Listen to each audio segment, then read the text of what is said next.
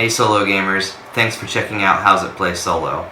I'm Mac Kern. Today I'm going to be taking a look at Rolling America. This is a re-implementation of a 2014 Japanese game called Rolling Japan. The box says it's for one or more players, ages 8 and up. Let's take a look at how it plays solo. The components for Rolling America are pretty straightforward. You've got a dice bag, you've got scoring sheets which are distributed to each player before the game begins. You have 7 six-sided dice. 6 of these are colored to correspond with the colors on the score sheet. One of them is clear. This is a wild die, and as you can see, the pips on these dice are shaped like stars, which is kind of a neat little touch. The rules for the game are pretty straightforward. On your turn, you blindly draw 2 dice and roll them, and you announce the values to all the other players.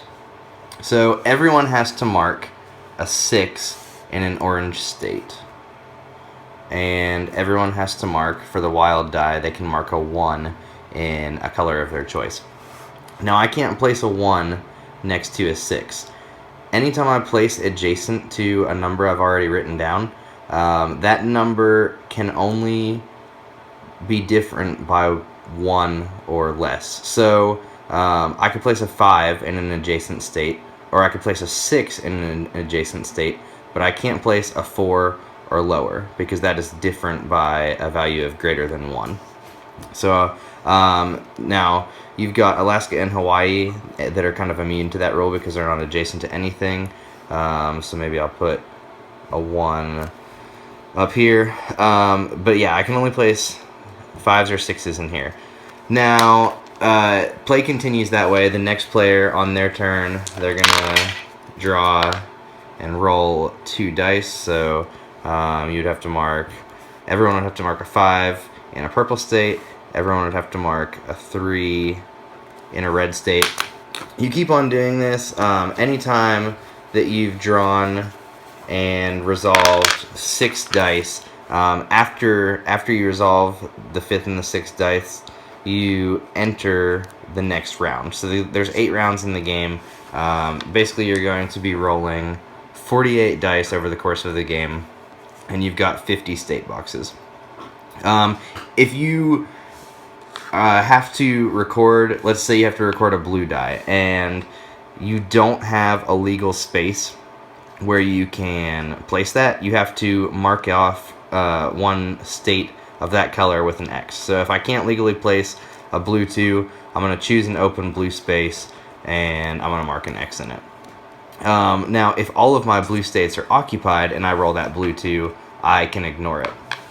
Also, over the course of the game, you have 3 special abilities that can be used 3 times each.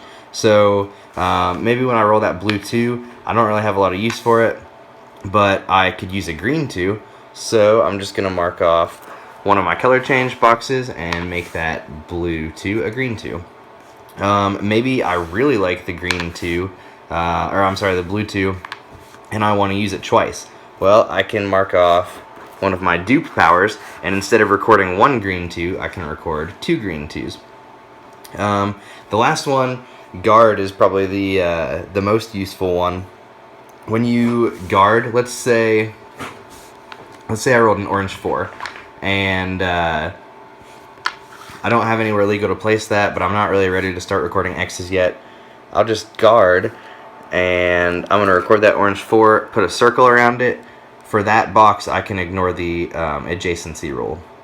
So I don't have to worry about the fact that it's more than 1 different from the value here. And then later on, I could record, I could put another 6 there, because this guarded state doesn't have to worry about that rule. Once you've resolved the last dice in the 8th round, you mark an X in any blank states you have left over, and then you add up the total number of X's you have in all states, and that's your score. The player with the least X's wins. If there's a tie, the player who's used the least of their special abilities wins.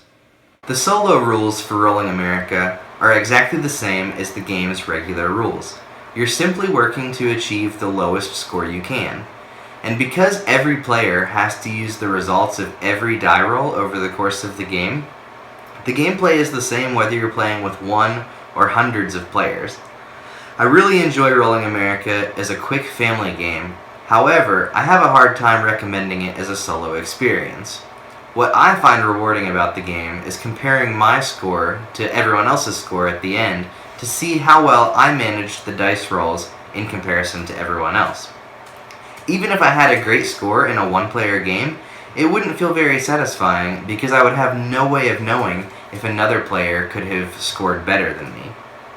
Now, I do think it's fun to plan ahead for a variety of roles in the future. I do think that it's fun to choose when to most efficiently use your powers, and that doesn't go away in a solo game. So if you don't care about scores, if you don't care about winning, then I think that Rolling America could be a really viable solo option.